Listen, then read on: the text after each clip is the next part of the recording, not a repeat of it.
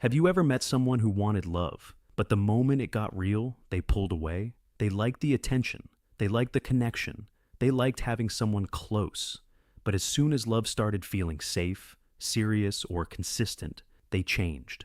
They got distant, cold, confusing, hard to reach. And if you've ever been on the receiving end of that, it can mess with your head, because it doesn't feel like they don't care. It feels like they do care, and that's exactly what scares them. The truth is, people who push love away are not always heartless. Sometimes they are just deeply conflicted.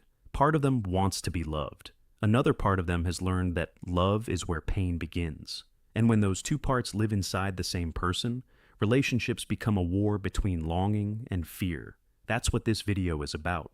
The psychology of people who push love away. Not because love means nothing to them, but because somewhere inside them, love feels dangerous. For some people, love is not just affection. It is exposure. It is vulnerability. It is the terrifying possibility of being seen fully and still being hurt. A lot of people who push love away did not learn love as something soft and safe. Maybe they grew up with inconsistency. Maybe affection came with criticism. Maybe closeness came with control. Maybe love was there one day and gone the next. So now, even when someone good enters their life, their nervous system does not always register it as peace. Sometimes it registers it as risk. That's why they can crave closeness and still sabotage it. They might want your texts, your warmth, your reassurance, your presence.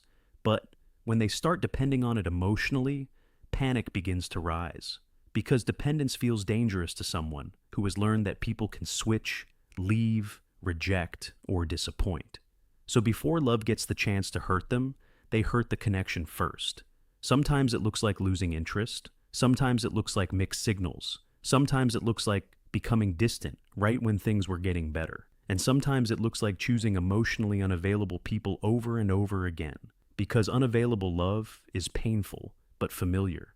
And familiar pain often feels safer than unfamiliar peace.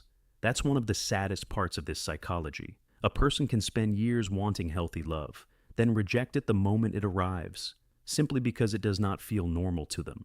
Healthy love can actually feel boring, suspicious, or uncomfortable to someone who is used to chaos. Not because they enjoy suffering, but because chaos is what their body learned to recognize. There is also pride involved sometimes, not loud pride. The kind that says, I don't need anyone. I'm fine on my own. I don't want to give someone that much power over me. But underneath that pride, there is often fear, because needing someone means they matter, and if they matter, they can hurt you. So some people would rather act detached than risk being deeply affected. They would rather be the one who leaves first than the one left behind.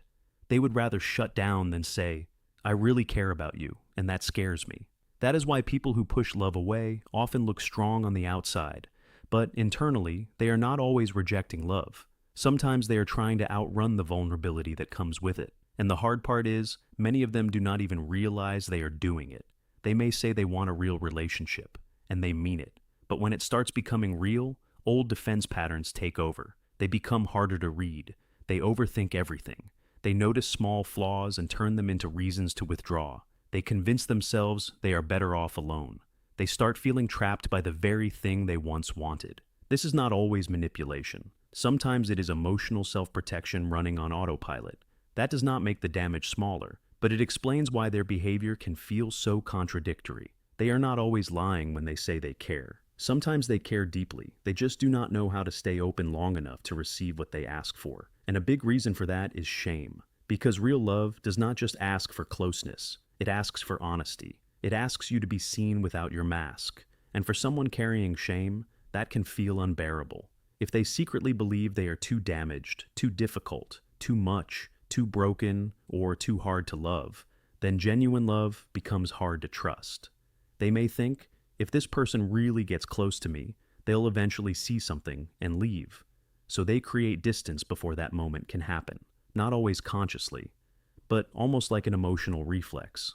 Push, pull back, hide, detach, act like it doesn't matter. It is easier than sitting with the fear of being fully known. And sometimes people who push love away are not afraid of love itself.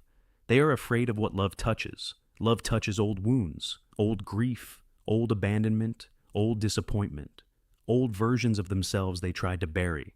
Real love can bring all of that back to the surface. Because when someone finally treats you with care, it can expose how little care you accepted before. When someone gives you consistency, it can remind you how chaotic your past was. When someone loves you gently, it can wake up the part of you that still aches from not being loved that way sooner. So, yes, love can feel beautiful, but to wounded people, it can also feel deeply unsettling. That is why some people pull away right when they are getting what they always wanted. It is not always because they feel nothing. Sometimes it is because they feel too much. Now, of course, this does not mean every person who pushes love away should be excused. Being hurt does not give someone the right to keep hurting others. And understanding someone's psychology does not mean you have to stay and be damaged by it. That part matters too, because some people are not ready for the kind of love they say they want. And no matter how patient, kind, or understanding you are, you cannot love someone out of defenses they are still committed to protecting. They have to notice the pattern. They have to face it.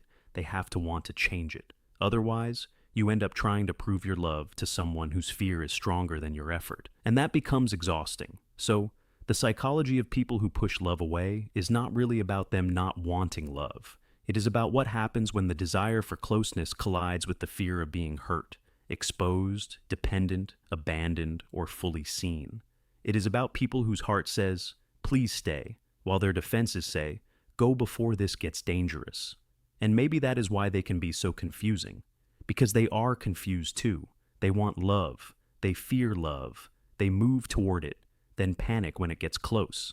Some people break love because they do not care enough, but others break it because, deep down, they care so much that it terrifies them. And that difference matters, because not everyone who pulls away is cold. Some are just carrying old pain into new love and calling it protection. And maybe the saddest part is this. Some people spend their whole lives waiting for safe love, then mistake safety for something unfamiliar and push it away with their own hands. So, if you've ever done this, maybe the question is not just, why can't I let people love me? Maybe the deeper question is, what taught me that love was something I had to defend myself from? And if you've ever loved someone like this, maybe you already know how painful it is to stand close to someone who wants warmth, but keeps shutting the door the moment they start feeling it. So, now I want to ask you something. Do you think people push love away because they don't want it, or because they want it so badly that it scares them? And have you ever met someone like this, or maybe been that person yourself? Comment below. I really want to know what you think.